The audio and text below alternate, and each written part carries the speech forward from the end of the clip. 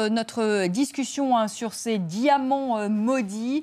On rappelle que la Centrafrique est aujourd'hui hors de ce processus de Kimberley en raison donc, de cette guerre, de ce conflit qui secoue ce pays.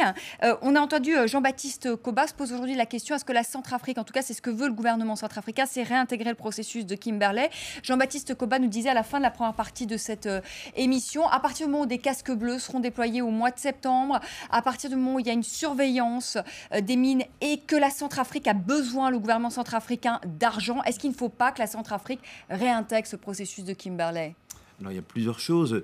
D'une part, avant que les casques bleus soient sur place, à partir de septembre, qu'ils soient en mesure d'être sur les sites miniers, de les sécuriser, de garantir que l'exportation se fait dans les conditions normales, on va dire, ça va prendre plusieurs mois. Donc, une décision cette semaine à Shanghai pour lever l'interdiction d'exportation de la Centrafrique me semble prématurée. Que ça soit la priorité numéro 1 des casques bleus quand ils seront dans le pays, ça devrait l'être très très haut dans la liste. Quand on voit ce qui s'est passé en République démocratique du Congo, où on n'a pas sécurisé suffisamment les mines, qu'est-ce qui s'est passé? Ce sont toujours ces ressources naturelles qui financent, qui alimentent finalement le conflit. Tous les groupes rebelles se payent sur ces ressources naturelles. Et ça ne peut c'est le cas en Centrafrique, là, aujourd'hui? Évidemment, évidemment.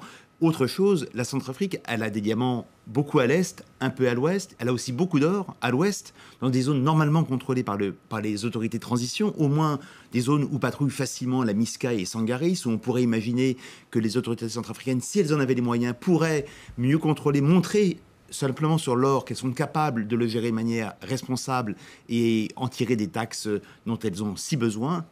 Mais là encore, elles n'ont pas encore réussi à le faire depuis plusieurs mois. Donc, si elles le prouvaient sur l'or, peut-être qu'on pourrait les laisser faire sur le diamant.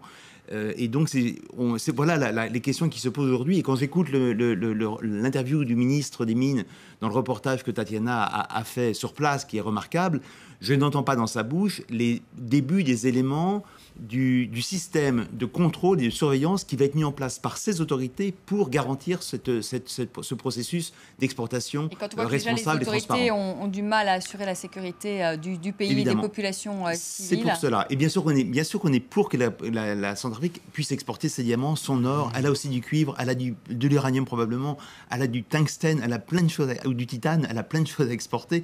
Mais il faut que les autorités aient les moyens, et les Nations Unies vont être là, on l'espère, pour garantir et renforcer les capacités centrafricaines pour vraiment mettre enfin en place un système normal d'exportation des ressources. Alors Tatiana, vous avez entendu les deux points de vue, celui de Jean-Baptiste Koba qui est pour une réintégration de la Centrafrique dans le processus de Kimberley et Jean-Marie Fardeau qui est contre pour les raisons qu'il vient de donner. Quel est votre point de vue ? Moi, je suis un petit peu sceptique sur le plan sécuritaire, étant donné que le chantier reste encore énorme, et du moins c'est ce que l'on voit quand on se déplace de Bangui jusqu'à Bria, même si à Bria on avait trouvé à l'époque l'armée française qui était déjà sur place avec la MISCA, bien évidemment, puisque c'est avec la MISCA que j'ai voyagé principalement pour me rendre jusqu'à Bria. Même pour ces éléments qui sont sur place, ça reste encore un défi majeur et le mandat de l'ONU qui prévoit au total 10 000 casques bleus sur l'étendue du territoire, il faut bien savoir que ce n'est pas 10 000 personnes en plus. C'est 10 000 personnes au total avec les éléments qu'il y a déjà. Et, là, on est à 6 000, c'est ça hein ? Et on est à 6 000 et il faut trouver encore 4 000 autres hommes. Quand on voit à quel point ça peut s'embraser à Bangui en quelques jours et à quel point c'est difficile à maîtriser, une zone comme Bambari également, où ça peut exploser rapidement et il faut intervenir très vite.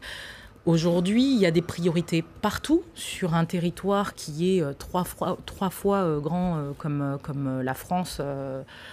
Ça reste une tâche très complexe. Alors, comment se concentrer sur des zones minières ? Est-ce que c'est pas un petit peu déplacé enfin, ce serait s'attaquer à un problème qui n'est peut-être pas la priorité à l'heure actuelle. Ça me semble en tout cas très complexe. Jean-Baptiste Koba, qu'est-ce que vous répondez à Jean-Marie Fardeau quand il dit finalement le gouvernement centrafricain devrait peut-être déjà donner des gages et montrer qu'il arrive à sécuriser l'ouest du pays, qui est une région riche en or. Pourquoi ne pas commencer par cela ? Moi, je pense que le gouvernement devrait avoir un vrai plan qui pourrait, en quelque sorte, convaincre la communauté internationale, le processus de Kimberley.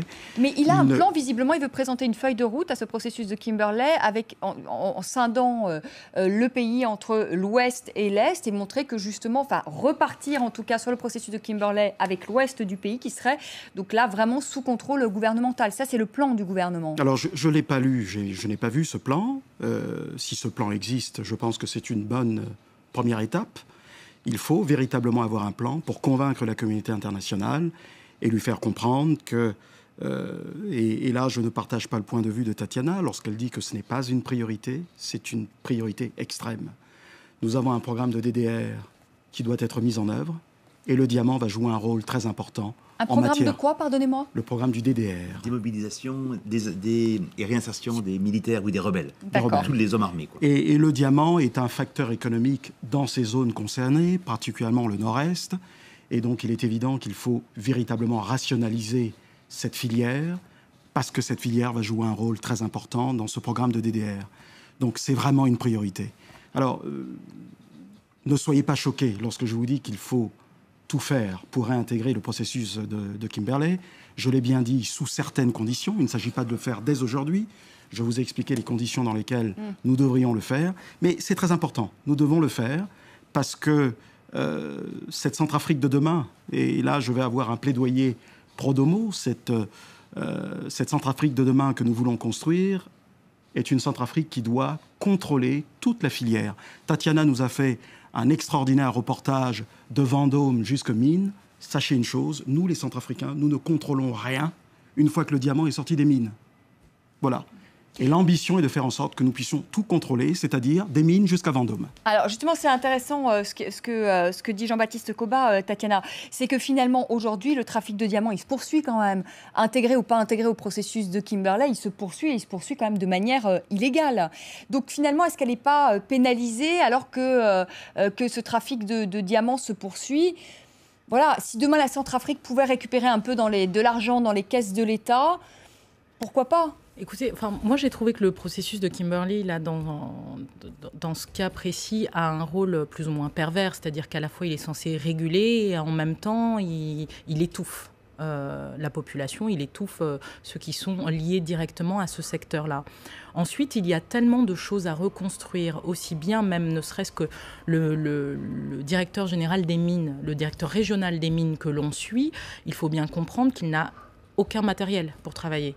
Il n'a rien matériellement, physiquement pour pouvoir se déplacer. Les mines où nous sommes rendus, on a organisé ensemble ce déplacement. Quand je dis ensemble, c'est-à-dire que vulgairement, j'ai mis la main à la pâte pour qu'on puisse y aller ensemble. Donc si déjà les autorités qui veulent maîtriser la filière avait les moyens physiques de le faire, ce serait déjà un grand pas en avant.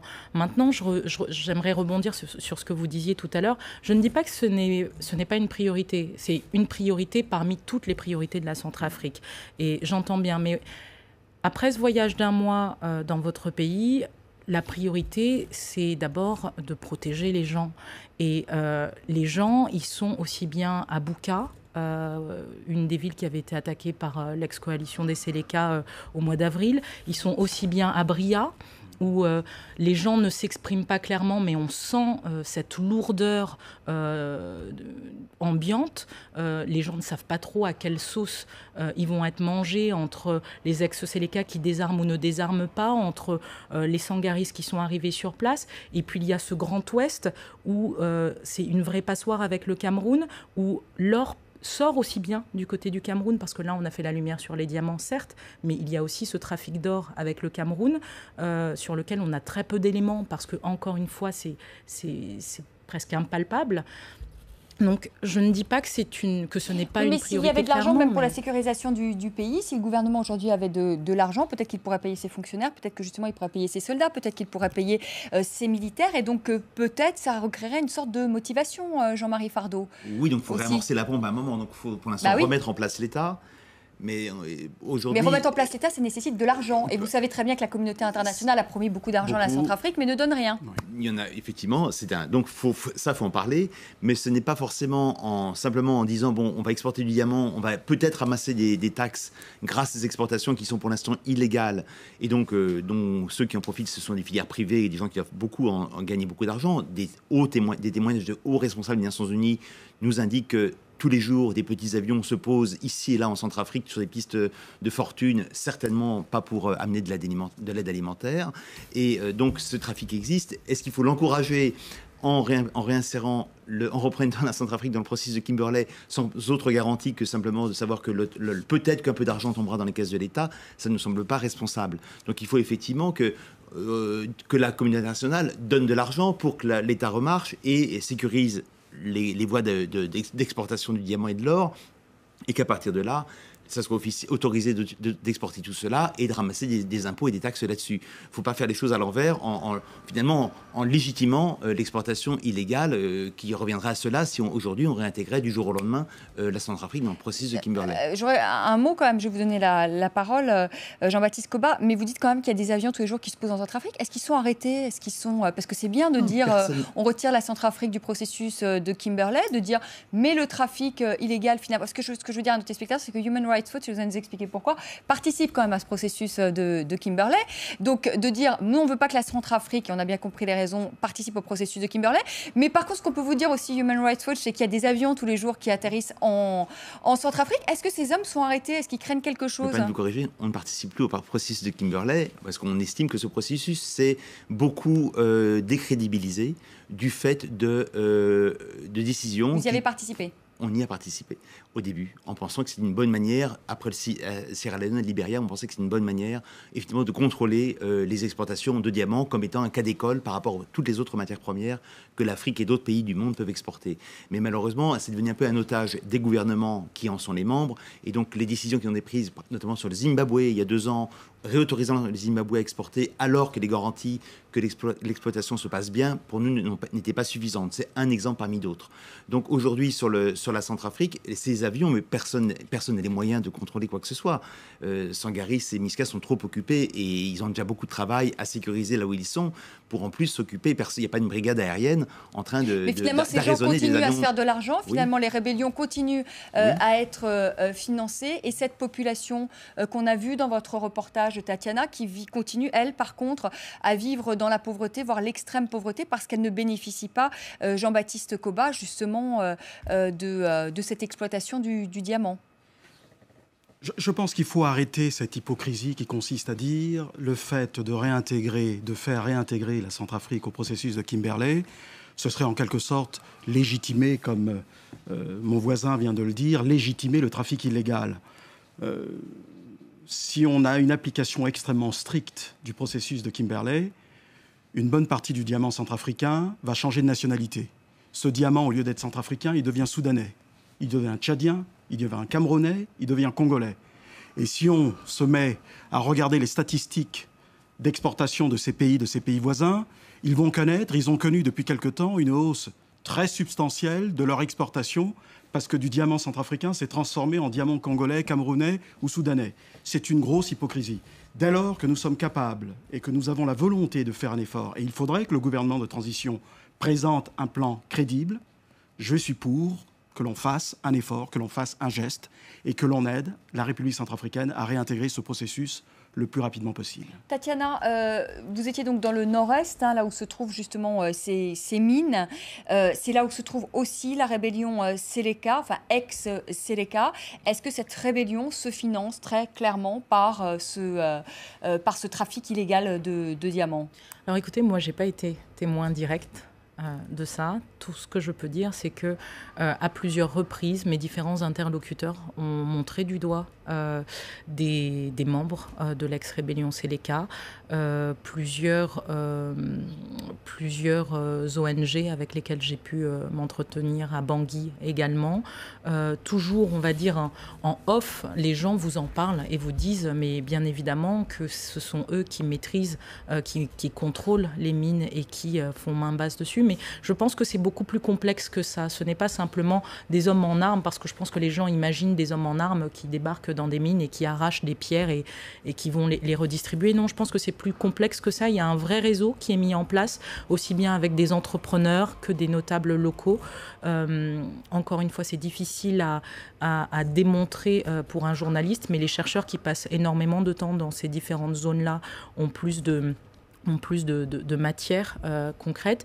Mais le réseau est là, il existe, et j'ai rencontré plusieurs personnages un peu sombres, toujours en off, encore une fois, puisque c'est un milieu assez secret, assez nébuleux, mais qui ont quand même accepté de m'expliquer un petit peu comment ça fonctionne. Et l'un d'eux m'a dit, moi je trouve un passeur qui accepte de remonter jusqu'à Niala, au Soudan, et qui ensuite en trouve un autre qui remonte jusqu'à Khartoum. Alors, je ne peux pas vous parler de la quantité exacte, c'est peut-être... C'est témoignage que vous avez recueilli. Mais c'est un des témoignages que j'ai eu, et ça remonte jusqu'à Khartoum, et de Khartoum, ça prend un avion jusqu'à Dubaï. Alors pourquoi Dubaï ? Pourquoi la bourse de Dubaï est moins regardante visiblement que la bourse d'Anvers ? Pour quelle raison ? Ce qu'on nous a expliqué à Anvers, alors cette fois-ci, l'explication, on la trouve à Anvers et non à Bangui. À Anvers, le Diamond Office nous a expliqué que la bourse de Dubaï, qui a un peu moins de 10 ans, est gérée par l'ancien patron du Diamond Office d'Anvers. C'est-à-dire qu'il a appliqué toutes les techniques de pointe qui avaient été mises en place à Anvers, mais avec, semble-t-il, des choses sur lesquelles ils sont un peu moins regardants. Ils ont quand même le certificat de Kimberley, donc ce qui leur permet d'exporter et d'importer. Mais il semblerait qu'on puisse facilement se procurer soit un faux certificat, soit glisser... Ça ressemble à quoi ce certificat de Kimberley ? C'est un format A4, à peu près comme le vôtre, qui ressemble un peu à une sorte de diplôme, et sur lequel vous avez la quantité du diamant que vous exportez, plus ou moins une provenance et une destination. Mais comment est-ce qu'on peut voir la provenance d'un diamant ? C'est très précis, parce que chaque diamant, en fonction des gisements, ont des caractéristiques minérales différentes. Donc vous pouvez voir d'où provient des experts peuvent dire si un diamant est sud-africain, brésilien, centrafricain, avec... Là, apparemment, dans le reportage, le Brésilien a l'air proche du centrafricain. Alors justement, une anecdote pendant le tournage, mais que je n'ai pas pu filmer pour des raisons de sécurité au cœur même du Diamond Office, puisqu'il y avait devant moi 2 diamants qui avaient une valeur de 3 millions d'euros à eux deux. L'expert en question, qui a ouvert un paquet qui justement venait de Dubaï, a disposé sur la table à peu près une centaine de pierres, et a commencé à dire, voilà, ça c'est du Bangui, ça c'est du Congo, ça c'est Zimbabwe, et il est différencié comme ça à l'œil nu, et ensuite il les a expertisés. Et là, je lui ai demandé, mais comment est-ce que vous faites pour reconnaître ? Et il m'a dit, voilà, le diamant brésilien, qui a une couleur jonquille, ressemble énormément au diamant de Bangui. Sauf, parce que les spécialistes l'appellent le diamant de Bangui, sauf que le diamant centrafricain vaut 10 fois plus que du diamant brésilien. Mais noyé dans une masse brésilienne, ils se font et ça passe. Et pendant notre tournage, le Diamond Office a saisi justement du diamant centrafricain. Et c'est ce que je disais dans le reportage, très difficile, c'est vraiment très compliqué pour eux de pouvoir garantir qu'il n'y en a pas sur le marché, ça passe toujours. Jean-Baptiste Koba, comme la question qu'on se pose, c'est que la Centrafrique est un pays riche, on l'a dit, riche en or, riche en diamants notamment. Et pourtant, ce peuple centrafricain vit dans l'extrême pauvreté depuis des années. Je vous pose la question parce que vous appartenez à un mouvement politique qui a été fondé en 1949, que vous êtes un vieux routier, enfin, pardonnez-moi l'expression, vous êtes un routier, non, vous êtes un routier, allez. Vous êtes un routier de la vie politique centrafricaine. Est-ce que vous pouvez m'expliquer pourquoi, mais on pourrait le poser pour d'autres pays africains, pourquoi ça n'a jamais profité à la population ? Est-ce qu'il y a eu une captation des richesses des élites ? La réponse est oui. Ça serait une réponse hypocrite si vous me disiez non. C'est vrai. Il y a une erreur que nous avons commise, c'est de croire que la principale richesse d'un pays, ce sont ses ressources naturelles. Vous ne développerez pas un pays durablement uniquement avec les ressources naturelles. Et nous avons négligé la principale ressource de ce pays, ce sont les hommes. Et nous avons oublié d'investir sur les hommes. Ça, mais rien n'a été investi dans rien. Oui. Pardonnez-moi. Nous avons oublié. Il n'y a pas une seule infrastructure. Il y a des pays, par exemple, comme l'Algérie, qui vivent de leurs ressources naturelles, gazières, etc., et qui ont peu de tissus industriels. Mais quand vous allez en Algérie, il y a quand même des choses en Algérie. Oui, mais je ne vous laisserai pas dire ça. Il n'y a rien, alors que pourtant, c'est un pays extrêmement riche. Vanessa, je ne vous laisserai pas dire ça. Parce que ça n'a pas toujours été le cas. C'est vrai que l'image que nous présentons aujourd'hui est un pays totalement chaotique, où tout est à refaire. Vous parliez de mon âge tout à l'heure, vieux routier de la politique centrafricaine. Je vais vous le confirmer, je suis suffisamment âgé pour me souvenir qu'il fut une époque où il y avait des infrastructures en Centrafrique. Et on n'a pas toujours été dans ce genre de situation. Alors, vous savez, moi je suis un professionnel du secteur pétrolier et je constate une chose, c'est qu'on fait face à ce même problème. Des pays qui sont producteurs de pétrole, qui produisent entre 200 et 250 000 barils de pétrole par jour. Certains en produisent près d'1 million par jour. Et le reste du pays reste dans une extrême pauvreté. Et en fait, ce que nous vivons avec le diamant, c'est la malédiction des matières premières. Nous devons cesser de croire que nous pouvons développer ce pays uniquement avec des diamants. Nous devons investir sur les hommes et rationaliser ce secteur pour faire en sorte qu'il y ait des projets sociaux, que l'on crée des emplois sur les sites de production. Et ce sera la meilleure manière pour nous en sortir. Et vous avez présenté le reportage de Tatiana tout à l'heure en parlant de Vendôme aux mines. Et je reviens à cela. Il faut changer de paradigme, il faut changer de modèle économique pour cette filière. Il n'est pas normal que nous n'ayons pas notre mot à dire et que nous ne contrôlions pas la filière de diamants, des mines, jusqu'à Vendôme. Et c'est ça le projet. Et j'aurai des propositions à faire dans les prochains mois dans ce sens. Jean-Marie Fardeau, est-ce qu'on peut dire qu'aujourd'hui, le conflit en Centrafrique est lié aussi aux ressources naturelles du pays? Et est-ce qu'il y a un risque que la Centrafrique devienne peut-être un jour ce qu'est devenu la République démocratique du Congo, et notamment l'Est de la RDC, qui est très riche, là encore, en matières premières? Oui, les parallèles sont saisissants et je suis très heureux qu'il y ait ce débat aujourd'hui parce qu'enfin, on parle, je crois, des vrais problèmes et des vraies sources de ce conflit et on dépasse largement les analyses religieuses, ethniques qui ont pu être déversées dans le débat public depuis des mois et des mois. Tout cela existe certainement, mais quand même, au fond, si ces groupes peuvent continuer à fonctionner, si ces anti-balakans ont pu s'organiser, s'armer de plus en plus, si les Séléka peuvent résister et rester dominants dans l'Est du pays, c'est que ces groupes se financent quelque part. Ce n'est pas des généreux mécènes aux quatre coins du monde qui se disent « voilà des groupes sympathiques que je vais financer avec mon argent ». Ces gens-là doivent trouver une activité, et leur activité, c'est de contrôler des mines, contrôler des réseaux d'exportation illégaux, avec lesquels ils vendent beaucoup moins cher sur le marché international parce que c'est illégal, d'où le manque à gagner considérable, bien sûr, pour l'État, mais également pour tous ceux qui sont dans la filière, même la filière illégale, puisque ces diamants doivent être vendus à vil prix pour qu'ils puissent passer sous le radar des contrôles internationaux.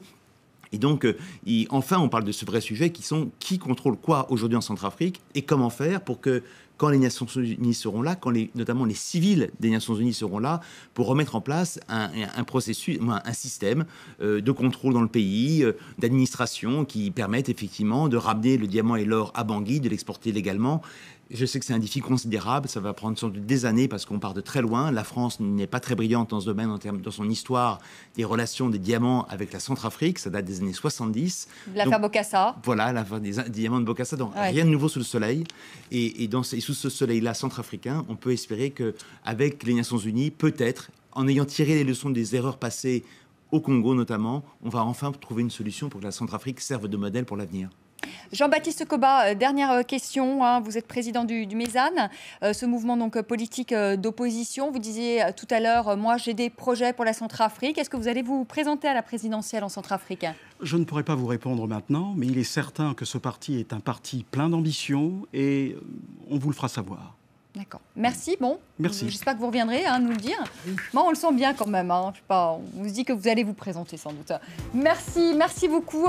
Merci à vous de nous avoir suivis. Vous pouvez revoir le reportage excellent de Tatiana Mosso sur le site internet de France 24, www.france24.com.